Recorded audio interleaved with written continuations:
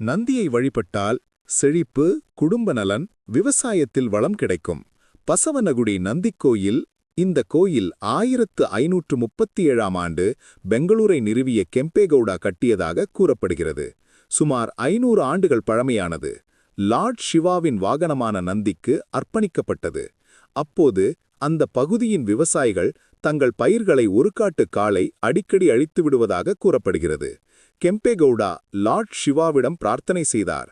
அந்த காளை கல்லாக மாறி இன்று காணும் பெரிய நந்திச்சிலை ஆனது.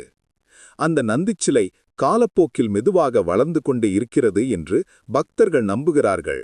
விவசாயிகள் நந்தியை சமாதானப்படுத்த வேர்க்கடலை அர்ப்பணித்தனர். கோயிலில் உள்ள நந்திச்சிலை 6 மீட்டர் உயரம், 4.5 மீட்டர் நீளம் கொண்ட ஒரே கல்லால் செய்யப்பட்ட மிகப்பெரிய சிலை. ஒவ்வொரு ஆண்டும் நவம்பரில் கடலைக்காய் பெரிசை நடைபெறுகிறது. விவசாயிகள் தங்கள் முதல் வேர்க்கடலை அறுவடை நந்திக்கு அர்ப்பணிக்கிறார்கள்.